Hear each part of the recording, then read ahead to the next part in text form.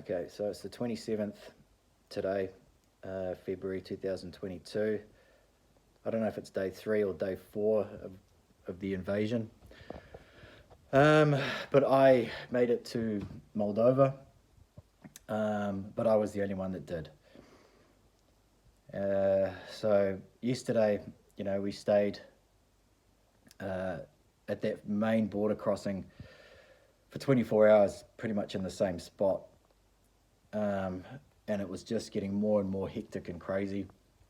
I walked down there, and I could literally just walk to it in about 10 minutes, 15 minutes. And I was watching people. It was barely even moving.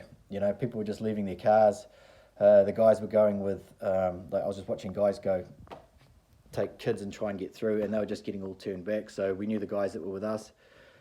We did try that, but they was going to have to line up for probably 6 hours probably to get turned back, and by then it would have been night time.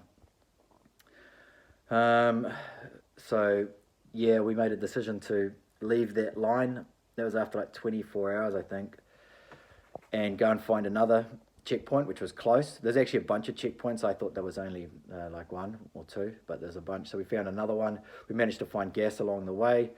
We got to that checkpoint. The line was not as bad. It took us about 7 hours, but yeah, so we finally went through that, and the border people didn't let the guys through.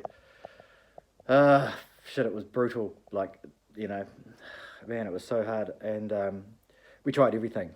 Everything to try and get these guards to let us through. So yeah, it was a hard decision to leave them, but it was so brutal. It was like it was like, get out of the. Everyone was yelling, and it was just, I couldn't understand what was going on. I didn't know what the border security were yelling at.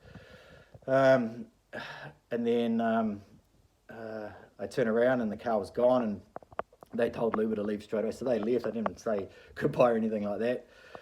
And then I had to walk, I don't know how far it was, just in pitch black, to try and find something. So I ended up finding like a refugee thing that was, I don't know, kilometres or so away. I found that, and then I had a friend here. It was actually Luba's friend that I'd met before, and she was going to come pick me up from Chitsunu, which was about 2 hours away. But I ended up finding someone that gave me a ride, which is really awesome. And then so I got here late last night. I didn't check the news or anything like that, but I checked it this morning, and it's like Luba's in line now. So then they went to another checkpoint. They were going to stay there the night, and then there was like a shooting or some attack or something around that checkpoint. So they left. The same thing happened the night before, and they just let everybody go through. But that didn't happen. I haven't really spoken to her about it, but she in the message she just said it was just a nightmare. It was scary. But she has to come here. Like, I don't care what happens, but she's coming here. So we're going to try and find out what checkpoint she's at.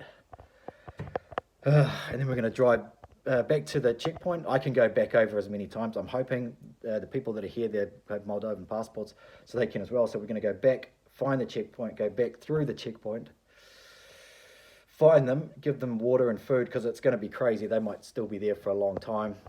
We're going to still try and somehow figure out a way to get the guys over.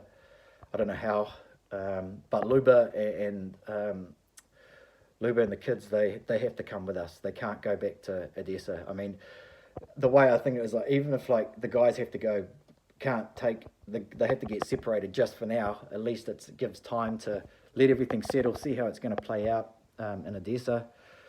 But at least like the guys will be more mobile without having to worry about kids, because like having kids, these young kids, like, I don't know, one must be 1 year old, the other one, I don't know what it is, what they are. Oh, you're 1, and 1 is 8, and they've run out of food. It's freezing at night. Like, it's just, yeah. So that's our mission for today, is to try and do that. But she's coming back. Luba's coming back with me anyway, so I'll put her in my fucking suitcase if I have to. But that's kind of the update. I did do a video when I got back in through border last night, but I'm not going to upload that one. It was pretty emotional. So, and I don't consider myself a very emotional person at all, but this has been pretty crazy.